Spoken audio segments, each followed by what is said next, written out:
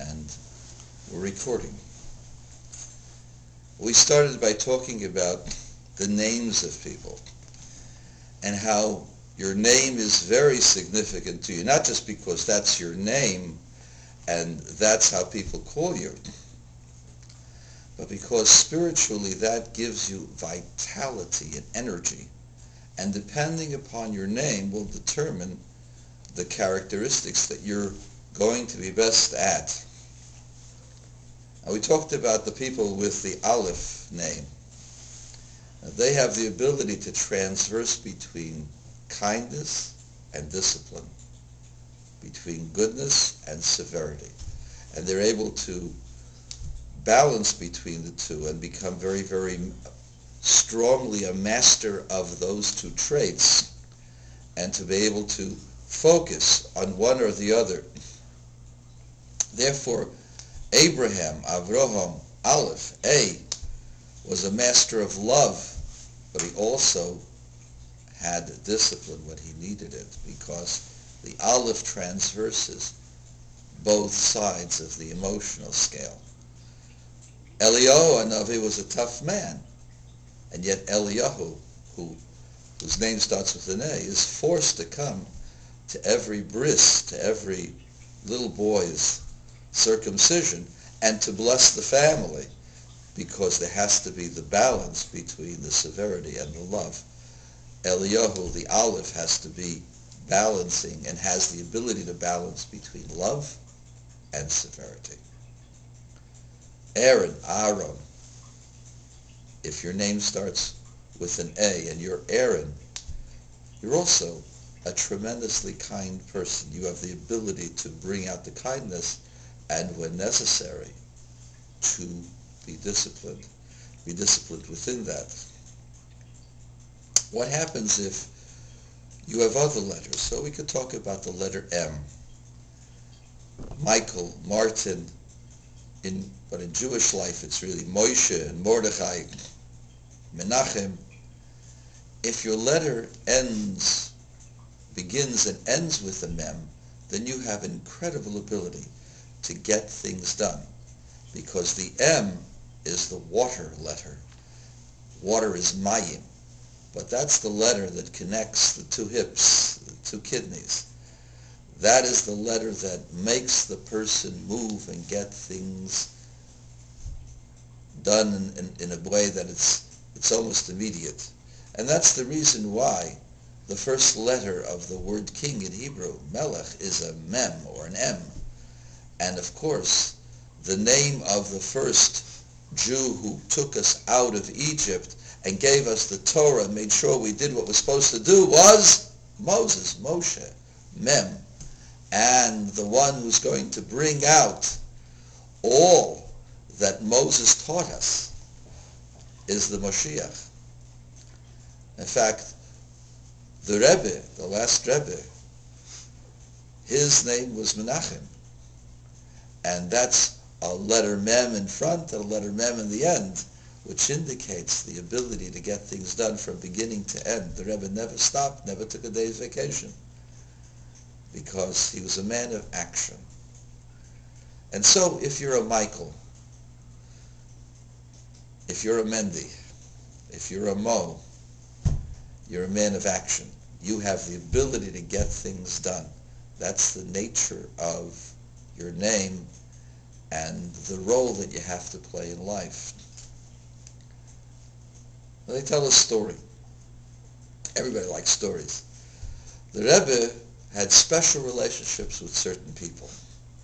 One of the people who was an Aleph, a man of great kindness and warmth, was a man by the name of Eliezer Nanas. Eliezer Nanas spent 20 years in the Siberian jails. And he was told by the previous Rebbe if he would just remember that everything around him had nothing to do with his own person, he will go through that jail as if nothing ever happened. He came out of Russia in 1966. He was 71 years old at the time. I remember him very vividly. He was taller than me.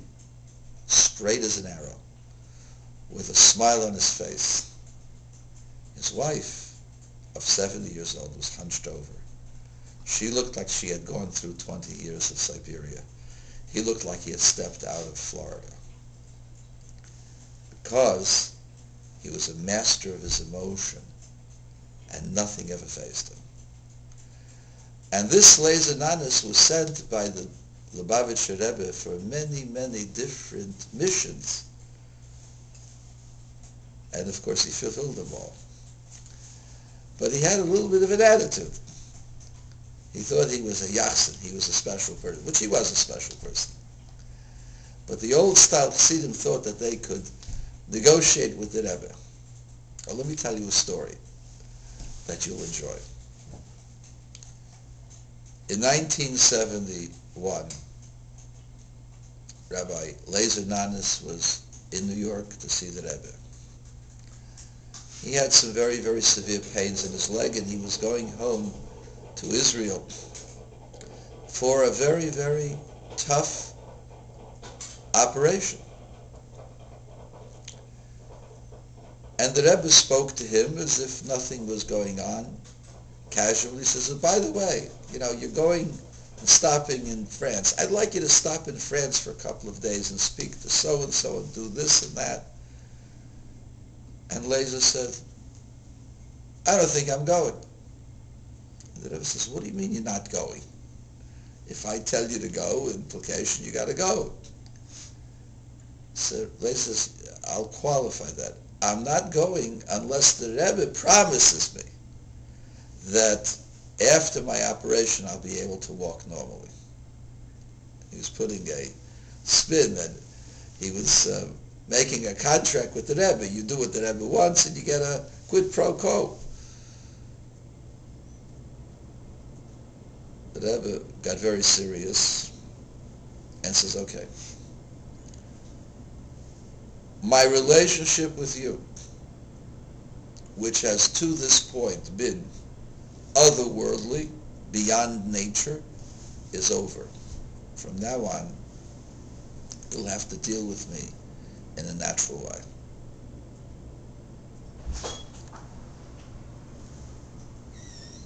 Rabbi Nanis went for the mission. The operation was successful, and he lived another 26 years. He died at age 102. The years in Siberia made no difference in him.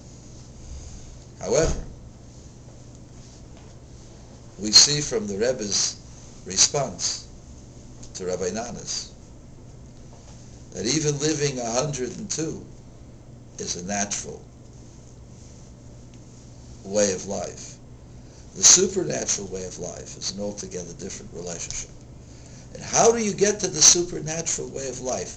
Above time and space. So we talked about this. You have to be connected to the fifth dimension.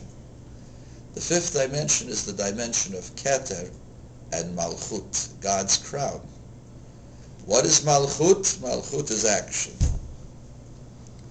If you act, you're connected to God's crown, and then you're above time and above space.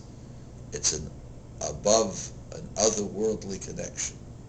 An otherworldly connection is a totally different connection. Such a person we can't understand even. We don't understand how that person survives. We don't understand how that person succeeds. And the reason is because he's connected above, and the normal elements of life don't face him. So, that's the power of the letter M. When you get things done, Michaels and Moses and Morrises and Melvins and Marks, you got the power to get things done. When you get things done for good, then you're connected upstairs and you don't fall down below. We'll talk about that another time. Different story.